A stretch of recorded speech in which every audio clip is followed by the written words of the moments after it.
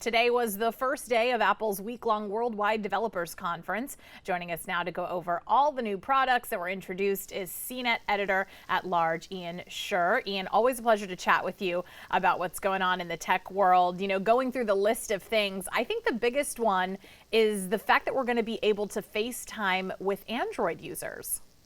Yeah, this is a pretty big deal, and it's really fascinating for Apple to do this. So when Apple first announced FaceTime, which was, 10 years ago, back in 2010 actually, so more than that, one of the things that they said was that they said, look, we're going to make this available to everybody. Well, they didn't. And so now here we are, 2021, and they're going to make it so that you can create a link if you're an iPhone, iPad, or Mac user, and you can invite Windows and Android users into a FaceTime call. It's going to be really interesting to see how people respond to this and use it. It's definitely not Zoom or any of these other things, right, where you have an actual app and you have a whole system set up around it. This is very much about giving your friends who are on Android kind of a, giving them a little bit of a little rope to join into your conversation. And that's all it is. Well, yeah, my younger brother has an Android, and he has sworn that he will never get, an Apple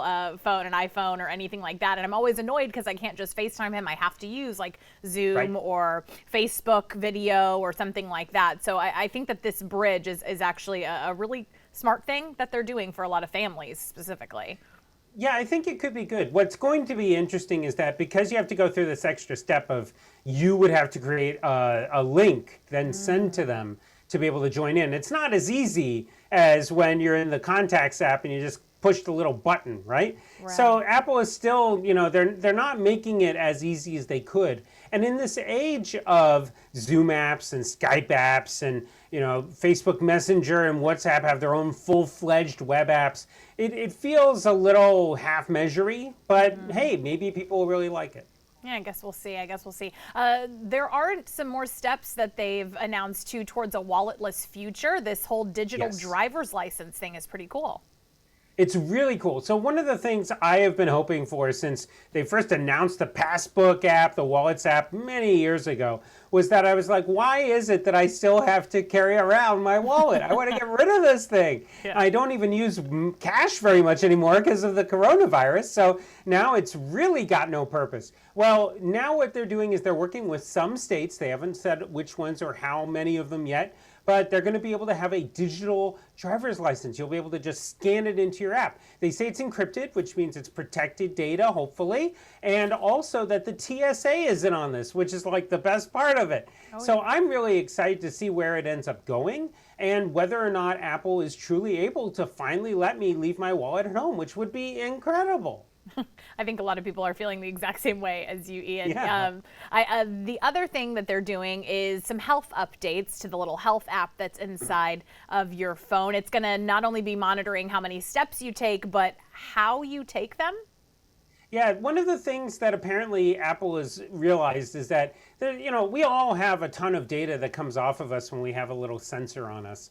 And one of the things that I think Fitbit really struggled with was trying to make that data useful. Well, Apple has put a ton of effort into that. And one of the latest examples is of this thing that's basically, it will give you kind of a falling score, right? Which for those of us with older parents, oh my gosh, where it'll actually give you, kind of indicate to you how likely you are to fall based upon your gait and how you step. And then one of the things will be that if you're more likely to fall, let's say you're having a bad day, it'll actually warn you. And I think, again, this is kind of one of those things where Apple is trying to take the data that comes off of our Apple Watches, for example, or even on your phone, and make it useful, make you actually find it helpful in your daily life. And I think that that's really fascinating. Are there any other updates to the health situation there? Yeah, the biggest thing I think that they're doing is they're also making it so that you can share your data. Those of us with older parents or with kids, one of the things that electronic health records have always been interesting about is that they're super cool, but you have to go through this huge pain to be able to access them for each person. when I go onto my health insurer's website, I have to go through like a couple of clicks just to get to my kids' information. And that's horrible. So Apple's made it a lot easier with their health app. They say you're going to be able to share your information with whomever you want, including your kids or your parents, and you'll be able to control what they see. So you don't have to give them access to your weight information if you don't want to be explaining why you're suddenly up 5 pounds for the week or something. So I think it's a really interesting idea. And it kind of speaks to how Apple's trying to make this stuff easier to use.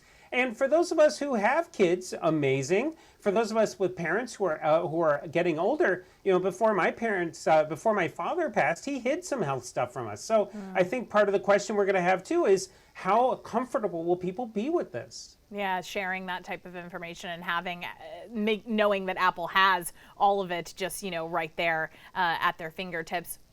Something that I keep seeing on Twitter and whatnot is that this is a big time for Safari. I have not used Safari in years. I'm a Google Chrome person, so kind of interested to see what they're doing to make Safari a little bit more user-friendly.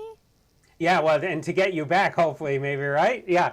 So one of the things that's interesting about Safari is that, first off, it's the technology that Apple built with Safari is actually what powers Chrome, believe it or not.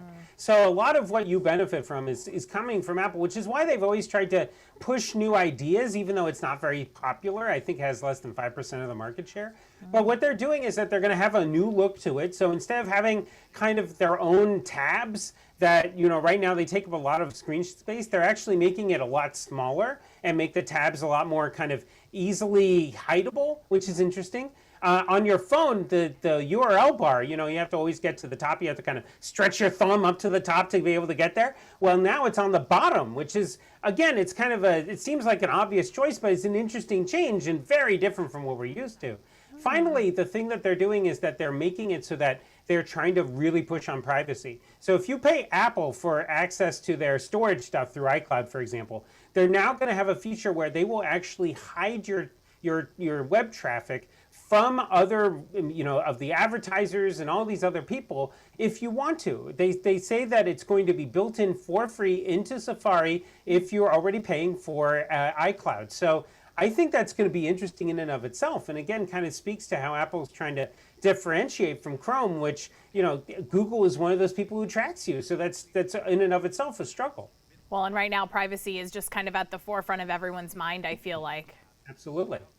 Talk to me just a little bit about conversation boosting, because there's something going on with the AirPods. They're becoming more useful, and they're also going to be easier to track, which is kind of cool. Yeah, the AirPods, one of the things about them is that they're, believe it or not, relatively cheap compared to some other stuff out there. And even though they are a lot of money. And one of the things that people realized really quickly was that they could, because they have a microphone and headphones in them, they could act as kind of a pseudo hearing aid. And so one of the things that they're actually building into the AirPods, and they have a version of it already for people who are using their accessibility features, right, for people who are disabled, is that you can actually have it play the audio from outside a little louder into your ear. So in fact, it becomes kind of a hearing aid. So now they're going to do it even more. They're doing this new thing also called sound isolation, where it'll actually be able to understand someone speaking and isolate and make that louder versus the background. Like, let's say that there's a lot of cars behind you, or you're at home and someone's vacuuming or whatever else. So that's pretty cool. And then one other thing they're doing is called spatial audio. So let's say you're back on that FaceTime conversation. Usually, if you've used it lately, and you have more than one person on it, they're kind of these floating boxes of the people's heads. Well, now what they're going to do is that they're going to have the audio sound like it's coming from different parts of the room relative to where the boxes are. So they're kind of trying to make it feel more like you're there, even though you're totally not. Interesting. Okay. And then also you'll be able to find them if you, I know a lot of people lose their AirPods and don't remember where they set them down. It's kind of almost like a Find My iPhone type of a thing. It is Find My iPhone. It's actually the same system. If you've seen the AirTags recently that they came out with in April, those are $29 a piece or $99 for 4 of them. They actually have very similar technology to what's going to be turned on in the AirPods. Now, it's only the AirPods Pro that have this, and the AirPods Max, those $500+ headphones. But you'll be able to basically have an arrow point you where to go to find them. And that's pretty cool. They'll even alert you if you walk away. So if you go out for the night and you're having fun, your AirPods will be like, why didn't you bring me? So that's pretty cool too. Keeping track of you. Last thing, obviously, new operating system, Monterey. Talk to us about what people can expect with that update. Yeah, a lot of what Apple's doing these days is trying to make it basically feel like the iPhone, the iPad, and the Mac work together really well. And so one of the things they're doing, for example, is all the stuff we talked about is already going to be built into the Mac computers as well. Oftentimes, Macs are slower to get a lot of these technologies, so that's pretty cool. But the other thing they're also doing is making it so that you can use your keyboard on your Apple computer with your iPad. So if you have your iPad kind of next to your computer, if you scroll the mouse all the way over to the side of the window and push it even further, it'll suddenly be on the iPad. You'll be able to control the iPad with your mouse. It's kind of stuff like that where they're trying to make it a lot easier. You can copy, paste, cut between them all a lot more easy. You know, it's kind of making it so that you feel like this all stuff works together rather being, oh, I'm on my computer, oh, I'm on my tablet, oh, I'm on my phone. And that's pretty cool. Well, and I feel like, a lot of people working from home now, they've got their computer, and if they already have an iPad, this is kind of a way to give them dual screens if they want a little bit more space that they don't have at home that they would normally have at work, right? Well, and something that Apple's actually been doing quite a bit, they already have a technology called Sidecar, which if you have a modern iPad and a modern computer, will allow it to act as a second screen. This one, in this case, is a little interesting in that they're not trying to force you to do that. They're actually allowing you to use the iPad as it was. You just get to use your mouse and keyboard with it now, which is, again, it makes it a lot more convenient. Very, very cool. All right, Ian, anything else that you found really interesting that we haven't touched on? I mean, there's a lot that they talked about, but I think what really spoke to a lot of this is that on top of Apple just trying to make its stuff easier to use, which is always a positive thing, is that Apple really pushed on the privacy stuff. And we wrote about this on Cnet before. One of the things Apple really sees as an opportunity to differentiate itself from everybody else is with privacy stuff. And if you go and dig into a little bit of what they announced today, you're going to see part of what they're really trying to do is not just stand out from the pack, but also kind of kneecap their competition who uses a lot of these tracking technologies to help advertisers. So I think it's going to be really interesting to see how well this goes for Apple. All right. I did want to say, speaking of privacy, they also added a thing where you can name someone as like your legacy if you do pass on, and then they can have the access to your iCloud, which is something I know a lot of people have thought about before. If I die, no one's going to be able to access any of my information that they may need. Yeah, we've written about this on Cnet. One of the most interesting issues that the tech industry is very slowly trying to kind of figure out is how to handle digital death, really, and what to do. At Facebook, what they do is they actually rely on you and me to alert people when they die. So, you send them a copy of the obituary or something, and then they'll memorialize the account. Google they've been very on top of this. They actually have a setting where you can tell them, hey, my significant other or my parents or my brother or sister, I can give them access. And what will happen is that if I don't access my account for a certain amount of time, Gmail sends them a message and says, hey, is this person passed away? And then gives them access if they need it. So those types of things exist, but now that Apple's doing it, it's also a good thing. All right. Ian, with Cnet, thank you so much for joining us and breaking it all down for us. We really appreciate it. Absolutely. Thanks for having me. Have a good one.